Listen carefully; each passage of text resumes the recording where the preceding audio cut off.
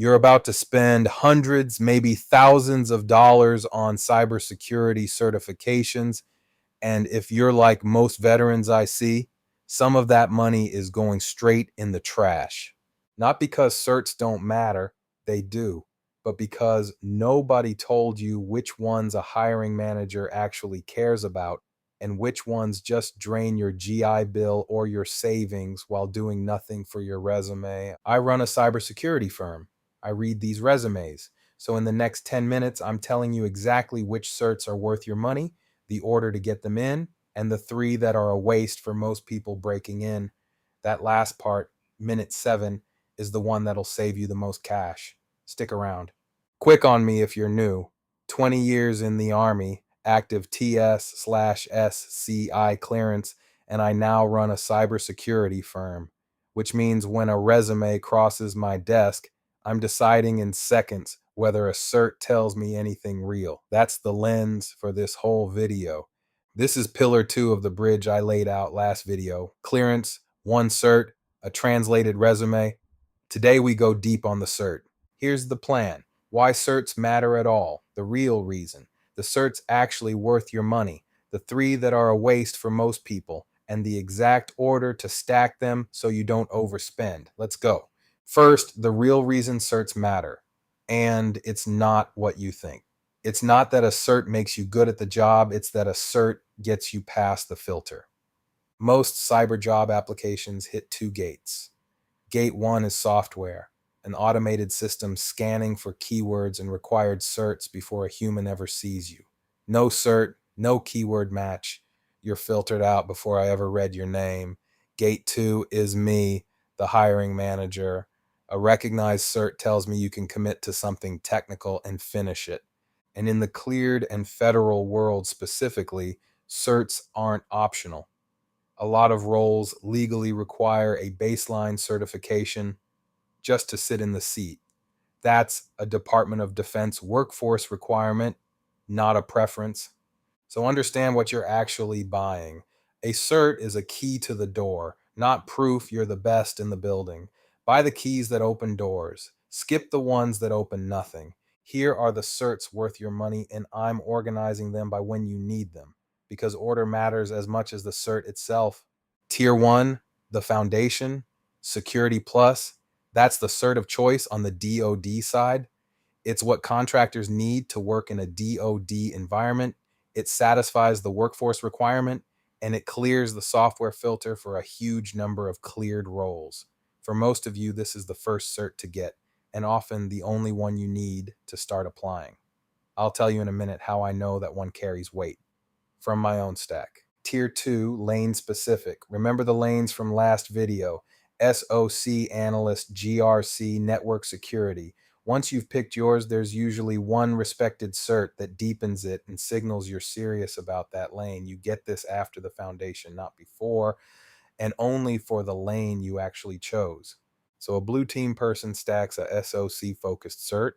A GRC person stacks a compliance and risk cert. You don't get all of them. You get the one for your lane. Tier 3, advanced. The big expensive flagship certs everyone talks about. These are real and valuable, but they're a later play, often after you have experience, and frequently your employer will pay for them once you're hired. Chasing these before you have a job is a classic, expensive mistake, which brings us to the wastes. Here's the part I told you to stick around for.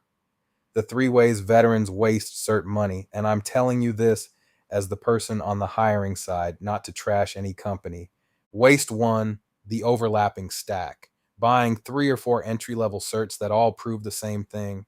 Once you've cleared the baseline, a second entry cert that covers the same ground adds nothing to my decision. You're paying twice to unlock the same door. Waste 2, the expensive flagship cert bought too early. The pricey advanced certs are valuable with experience, but as a no experience applicant, dropping a fortune on one before you have a job often signals you don't understand the field sequence, and many times your future employer would have paid for it. You spent your own money to skip a line that didn't need skipping. Waste 3, and this is the one that got me. collecting paper while the field moves past you. Certs age. Technology doesn't wait. You can stack certifications for years and still walk into the civilian market and find they're asking for tools you've never touched because the environment you trained in ran older tech. Every dollar and every month you spend on cert number 6, 7, 8 is a dollar and a month you didn't spend getting hands on with what the market actually runs. Before you buy any cert, ask two questions. Does this open a door where I'm aiming? And would this money and time be better spent building real experience? Because a cert is a key, experience is what they're buying. Let me tell you about a resume stacked with the wrong certs. It was mine. I thought certs were the answer. I collected them. I've got over 20 certifications and multiple degrees, and I chased almost every one of them thinking that was the path. Then I got out, and I found out how little most of them mattered. Here's the trap I fell into. Army technology moves slow, so I was current inside the Army. But when I hit the civilian market, they weren't asking about what I knew. They were asking for Docker, Terraform, cloud, things I had no hands on experience with because the environment I'd spent 20 years in didn't run them. I had the paper, I didn't have the experience they wanted, and no amount of certs was going to fix that. You want to know which one of my 20 plus certs actually carried weight? Security Plus. That's it. Because that's the DoD cert contractors need to work in a DoD environment. It's the key that opened the door I was actually trying to walk through. The lesson: I didn't struggle because I had too few certs. I had too many of the wrong ones, and the field moved while I was collecting them. Get the cert that opens your door, then go get your hands dirty. Experience is what they're actually buying. So here's the exact order. Follow it and you spend the least money for the most doors. Step 1. Get the one foundational baseline cert. This clears the software filter and the DoD requirement.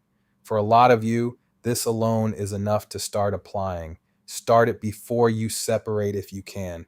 Use your benefits while you have them. Step 2. Pick your lane, SOC or GRC for most, and only then get the one cert that deepens that lane. Not all the lanes, yours. Step 3, and this is the one I wish someone had told me. Start building hands-on experience alongside the cert. Set up a home lab. Spin up the tools the market actually runs, cloud, containers, the stack in the job postings you're targeting. Remember the mechanic I hired? The home lab was the tell. A cert says you studied. A lab says you do this. That's the difference between my resume when I got out, 20 certs, no Docker, and the one that gets the call. Step 4, stop buying and start applying. Foundation cert, a lane cert if it fits, a home lab you can talk about, plus your clearance. That's enough to interview. More certs at this stage is procrastination dressed up as progress. Step 5, once you're hired, let your employer pay for the advanced certs. That's a benefit you negotiate, not a bill you pay yourself. Foundation, lane cert, hands-on lab, apply, then let the job fund the rest. That's the whole strategy. And it costs a fraction of what most people spend. I know because I spent it the wrong way first. So, certs are keys to the door, not proof you're the best. Get Security Plus first. Add one lane cert after you pick your lane.